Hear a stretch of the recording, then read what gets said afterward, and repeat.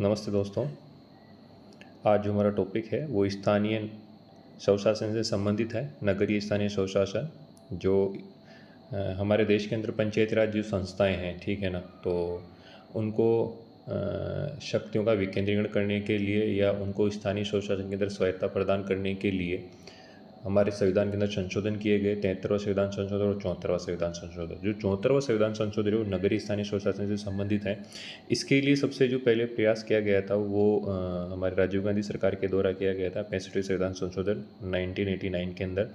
लेकिन ये जो लोकसभा में पारित हो गया लेकिन राज्यसभा में पारित नहीं हो पाया था। तो एक थोड़ा सा डाटा ये ध्यान रखें कि सबसे पहले जो संविधान संशोधन हुआ था जो नगरीय स्थानीय स्वशासन से संबंधित हो 65वां संविधान संशोधन था।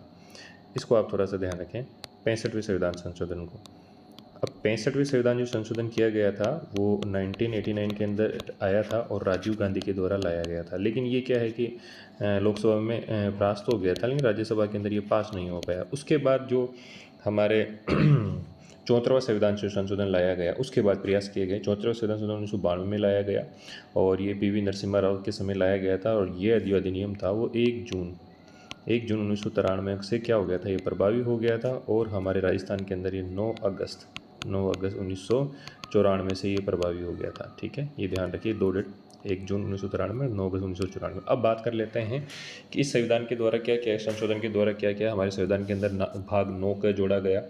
भाग 9 का जोड़ने के बाद ये देखिए यहाँ पर लिखा हुआ है, भाग 9 का जोड़ा गया और उसके अंदर हमारे 12वीं अनुसूची जोड़ी गई। उसके अंदर 18 विषयों को उल्लेख किया गया। ठीक है, जिनका वर्णन हम 243 डब्ल्यू के अंदर या ब के अंदर करेंगे। अब हम इन अनुच्छेदों को याद करते हैं, कौन से अनुच्छेद में क्या किया गया है। इसकी कोडिंग डिकोडिंग की है मैंने, ये बहुत आसानी से आपको याद हो जाएगा। और एक बार आपको याद करने के बाद ये कभी आप भूलोगे नहीं इसको, ये थोड़ा ध्यान से। तो एक पेन कॉपी ले लीजिए, बगल के अंदर लिखते जाइए। ठीक है, आपकी जो बेसिक बुक है, चाहे एम लक्ष्मीकांत हो या और कोई भी बुक हो, सुभाष कश्यप वगैरह, तो इनके अंदर आप इसको उतार लीजिए या लिख लीजिए। ठीक है, अब देखते हैं अपन इसको। तो सबसे पहले तो आर्टिकल नंबर 243 से पी चलता है। 243 पी के अंदर क्या लिखा गया है, पी के अंदर, पी से क्या हो जाएगी, परिभाषाएं हो जाएगी। पी से ही पता चल रहा है कि परिभाषाओं के अंदर बात करता है। तो इसके अंदर विभिन्न प्रकार की नगर पालिका जो संस्थाएं हैं उनके अंदर उनकी परिभाषाएं दी गई है। नगर पालिका क्या होगी, नगर परिषद क्या होगी, नगर निगम क्या होगा, तो उनकी परिभाषाएं इसके अंदर दी गई है।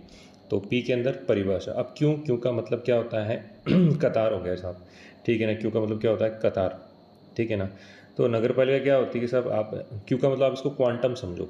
जैसे क्वांटम होता है ना, क्वांटम जो टेक्नोलॉजी होती है, क्वांटम टेक्नोलॉजी के अंदर क्या करते हैं हम, परमाणु के अंदर कितने इलेक्ट्रॉन पाए जाते हैं, उनका गठन कैसे होता है, परमाणु का गठन कैसे हो सकता है, उसके बारे में अपन पढ़ते हैं। तो क्यू से क्वांटम के अंदर परमाणु के गठन के बारे में पढ़ते हैं। तो गठन के अंदर क्यू से क्या हो जाएगा, अपनी नगर पालिकाओं का गठन हो जाएगा। क्यू से गठन के बारे में बात कर रहे हैं अपन, नगर पालिका का गठन हो गया। ठीक है, आर, अब आर का मतलब होता है रचना हो गया, तो इसके अंदर नगर पालिकाओं की संरचना के बारे में हो जाएगा। एस यानी एस का मतलब हो जाएगा समिति, उसके अंदर समितियों, वार्ड जो समितियाँ उनके संरचना के बारे में हो जाएगा। तो वार्ड समितियों की गठन और संरचना के बारे में हो जाएगा। तो पी तो परिभाषा हो गई, क्यू क्वांटम का मतलब गठन हो गया, परमाणु का गठन तो नगर पालिका का गठन हो गया। आर मतलब संरचना हो गई, तो नगर पालिकाओं की संरचना आर के अंदर हो गई, रचना या संरचना। एस यानी समिति हो गई, तो समिति की संरचना और गठन एस के अंदर हो जाएगा, 243 एस के अंदर। अब टी से बात करते हैं अपन, तो टी का मतलब होता है टिकट। ठीक है ना, क्या हो जाएगा, टिकट, क्योंकि टिकट लेके आप क्या कर सकते हो, आरक्षण ले सकते हो, टिकट। ठीक है ना, तो अपन क्या करते हैं, टिकट बुक करा लेते हैं। ठीक है ना, तो मतलब अब आप जैसे बस में जाते हो तो आपको क्या करना पड़ेगा, सीट आरक्षित करानी पड़ेगी, उसके लिए टिकट लेना पड़ेगा। तो टिकट तो 243 टी के अंदर आरक्षण हो गया। तो नगर पालिका संबंधित संस्थाओं के अंदर आरक्षण के क्या प्रावधान है, एसटी महिलाओं के लिए आरक्षण क्या होगा, उनके बारे में दे रखा है। यू का मतलब होता है उम्र, यू का मतलब क्या हो गया, उम्र। तो नगर पालिकाओं का जो कार्यकाल है, नगर पालिका जो संस्थाएं हैं उनका कार्यावधि कितनी है, उसके बारे में यू, उम्र के बारे में दिया है। वी का मतलब होता है वॉइड, वॉइड करो आप। तो वॉइड का मतलब होता है आई से कोई चीज़ अगर आपको लाइक नहीं है या आप उसको अयोग्य मानते हो तो उसको वॉइड कर दो। ठीक है ना, तो वी से क्या हो जाएगा, वॉइड हो जाएगा। और वॉइड के अंदर क्या होता है, अयोग्यता। तो नगर पालिका के सदस्य की जो अयोग्यता है उसका वर्णन किया गया है 243 वी के अंदर। तो वी मतलब वॉइड, यू का मतलब उम्र, टी का मतलब टिकट मतलब टी यानी आरक्षण, यू यानी उम्र, तो कालावधि हो गई। वी मतलब अवॉइड या वॉइड करो आप उसको। ठीक है, तो मतलब अमान्य या अयोग्य जो होगा। ठीक है ना, तो सदस्यों की अयोग्यता के बारे में वी के अंदर बताया गया। अब डब्ल्यू की बात करते हैं। डब्ल्यू का मतलब वर्क हो गया, डब्ल्यू से क्या हो जाएगा, वर्क हो जाएगा, वर्क यानी कार्य। तो नगर पालिकाओं की जितनी जो भी शक्तियाँ, प्राधिकार, उत्तरदायित्व हैं, कार्य, उत्तरदायित्व मतलब कार्य। रेस्पॉन्सिबिलिटी तो वर्क है ना, तो डब्ल्यू के अंदर क्या जाएगा, काम के बारे में दिया गया है। तो नगर पालिकाएँ कौन कौन से ये काम है उनके, उसके बारे में बताया गया है, ठीक है, 243 के अंदर, ठीक है, ये ध्यान रखिएगा, ठीक है। तो अब इसके अंदर क्या किया गया है, शक्तियाँ, प्राधिकार, उत्तरदायित्व के अंदर बताया गया। 12वीं अनुसूची के 18 विषय इसी से संबंधित हैं। 12वीं अनुसूची में जो 18 विषय हैं वो इसी से संबंधित है, इसके अंदर दिया गया है। इसको 243 भी बोला जाता है, ये ध्यान रखिएगा, हिंदी में भी याद कर लीजिएगा ब। अब उसके बाद एक्स आता है, तो एक्स का मतलब टैक्स। तो टैक्स के अंदर क्या हो गया, एक्स आ गया, तो क्या होता है, नगर पालिकाओं को क्या अधिकार दिया गया है, कर अधिरोपित करने की शक्ति दी गई है। और टैक्स के अंदर उनकी निधियों के बारे में बताया गया है, उनके पास कौन कौन से फंड होंगे, निधियों के बारे में बताया गया है। तो कर लगाने की शक्ति मतलब एक्स में आएगा, एक्स मतलब टैक्स, ठीक है ना। 243 एक्स के अंदर निधियों के बारे में कर लगाने की शक्ति, कर अधिरोपित करने की शक्ति के बारे में। वाई का मतलब यील्ड होता है, यील्ड मतलब उत्पादन या आमदनी होती है, ठीक है ना। तो आमदनी का मतलब क्या हो जाएगा, राज्य वित्त आयोग हो गया। आमदनी मतलब वित्त, वहाँ किसकी बात हो रही है, फाइनेंस की बात हो रही है, ठीक है ना।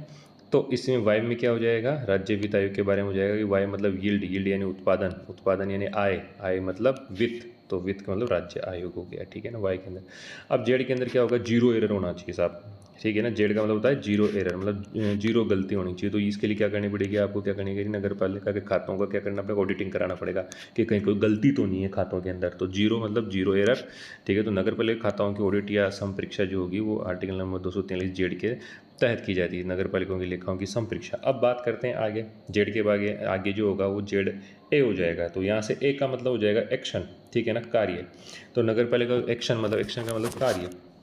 तो क्या होता है कि निर्वाचन आयोग एक्शन में आ जाता है ना। तो क्या हो जाता है, जेड ए का मतलब क्या होता है, निर्वाचन आयोग एक्शन में आ जाता है, और एक्शन में आके क्या करने लग जाता है, ये चुनाव करवा देता है। तो नगर पालिकाओं की निर्वाचन या चुनाव किसके अंदर दिया गया है, जेड ए के अंदर दिया गया है, ठीक है ना। तो निर्वाचन आयोग नगर पालिकाओं के लिए क्या होगा, निर्वाचन आयोग होगा और वो चुनाव करवाएगा। तो ये एक का अंदर एक्शन में आ जाता है निर्वाचन आयोग, तो इलेक्शन कमीशन एक्शन में आ जाता है। तो 243 जेड ए के अंदर इलेक्शन कमीशन का प्रावधान किया गया। बी, अब बियॉन्ड स्टेट्स, बी का मतलब क्या होता है, बियॉन्ड स्टेट्स, बियॉन्ड स्टेट राज्य के पार। अब राज्य के पार तो हमारे क्या होते हैं, यूटीआई क्षेत्र होते हैं यहाँ पर, ठीक है ना। तो 243 जेड बी का मतलब होता है कि सब बियॉन्ड स्टेट, ठीक है ना। तो इसके अंदर मतलब ये होता है कि राज्य से बाहर, तो इस नगर पालिका से संबंधित प्रावधानों का संघ राज्य क्षेत्रों में लागू होना। तो ये बी का मतलब होता है बियॉन्ड स्टेट, मतलब हमारे राज्यों में तो लागू नहीं होगा, यूटीआई क्षेत्र में लागू होगा। तो बियॉन्ड स्टेट का मतलब होता है कि कुछ प्रावधानों का यूटीआई क्षेत्रों के अंदर लागू होना, तो संघ राज्य क्षेत्रों पर लागू होना। तो जेड बी का मतलब ये होता है। सी का मतलब कट ऑफ का मतलब छूट या कट, ठीक है ना, छूट दे दो आप, ठीक है ना। तो इसमें क्या होगा कि जो नगर पालिका अधिनियम है 243 सी जेड सी के अंदर क्या होता है, ये आप छूट देते हो कि कुछ क्षेत्रों पर ये लागू नहीं होगा, कुछ क्षेत्रों पर क्या होगा, ये लागू नहीं होगा। तो जेड सी के अंदर उनके बारे में बताया गया है। तो वो कौन कौन से क्षेत्र हैं उनके बारे के अंदर हम बाद में पढ़ लेंगे, ठीक है ना। पर इतना सा ध्यान रखिए, इसके अंदर ये नागालैंड हो जाएगा, मेघालय हो जाएगा, ठीक है। और 5वीं और 6ठी अनुसूची के अंदर जो वर्णित राज्य हैं उनके बारे में हो जाएगा। इसके अलावा पश्चिम बंगाल के दार्जिलिंग वाला जो क्षेत्र है, पहाड़ी एरिया है, उसमें हो जाएगा।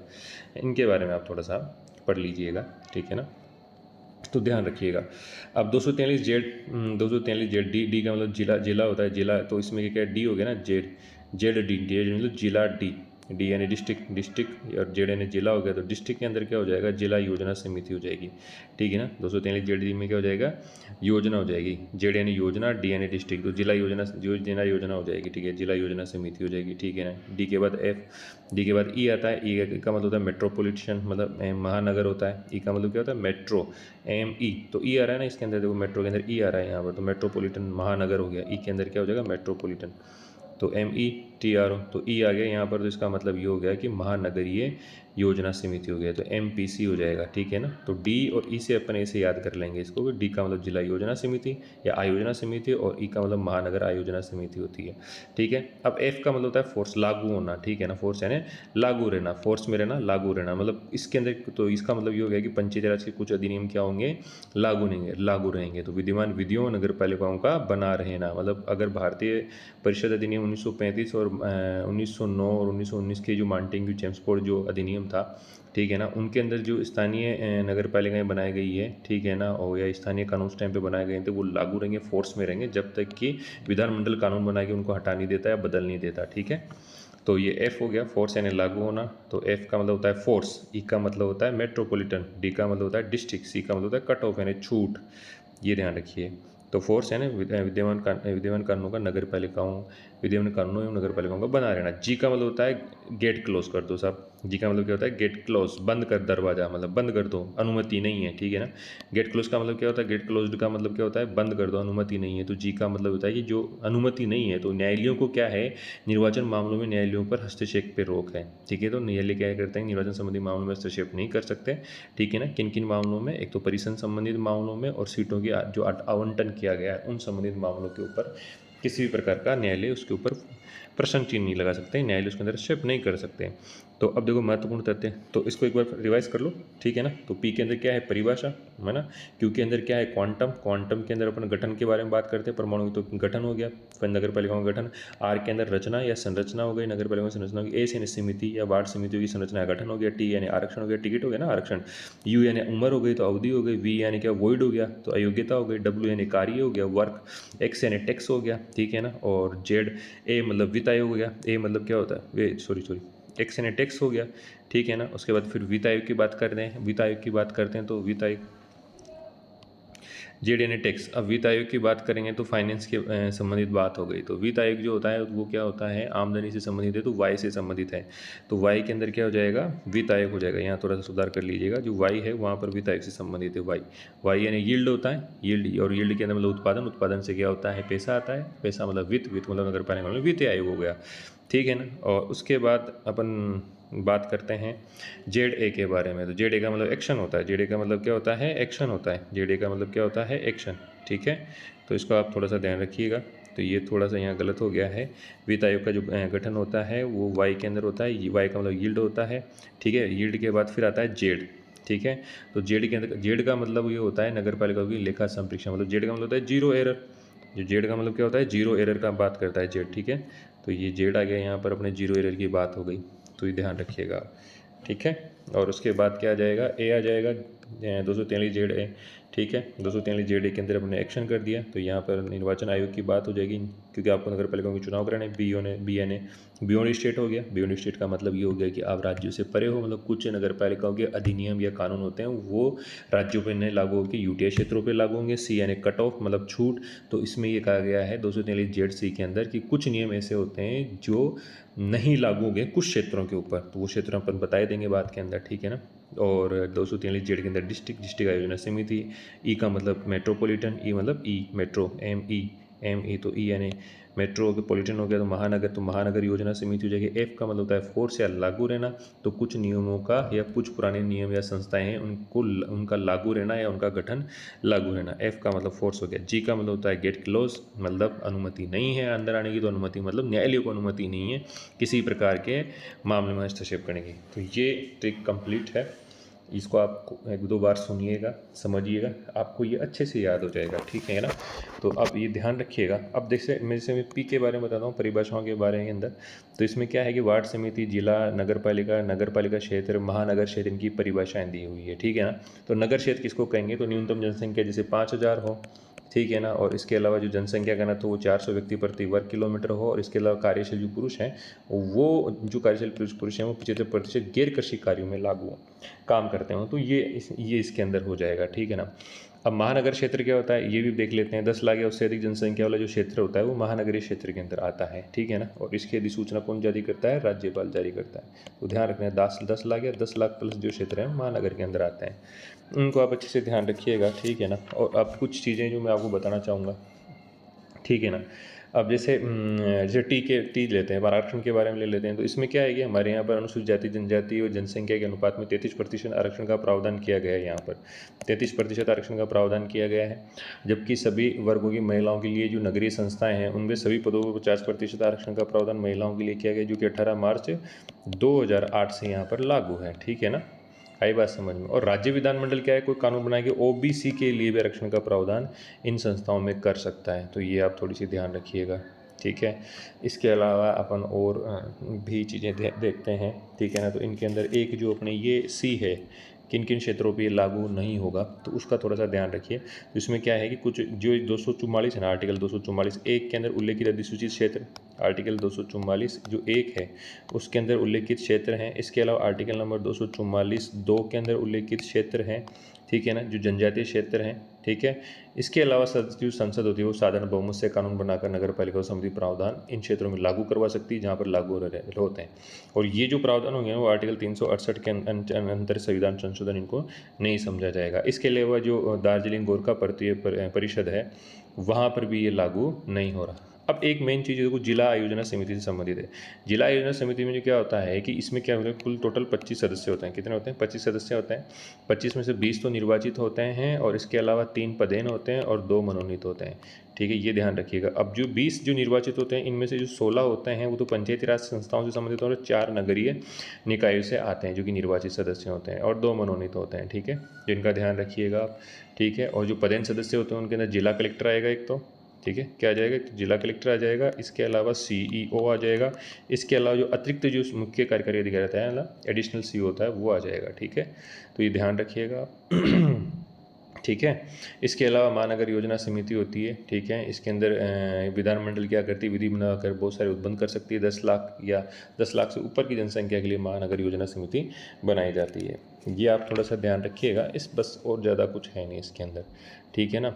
तो ये न्यायालयों के अंदर हस्तक्षेप की मनाही के बारे में बताया गया है इसमें, ठीक है ना, आएगा समझ में, तो ये ध्यान रखिएगा। चलिए साहब, ये हो गया हमारा नगर पालिका संबंधित जो अनुच्छेद हैं वो कंप्लीट हो गए। 20 मिनट का वीडियो है। इसके अलावा हाँ थोड़ा सा ये देख लेते हैं जो 12वीं अनुसूची के अंदर जो 18 विषय दिए गए ना 243 के अंदर वो कौन कौन से हैं, तो अपन देख लेते हैं।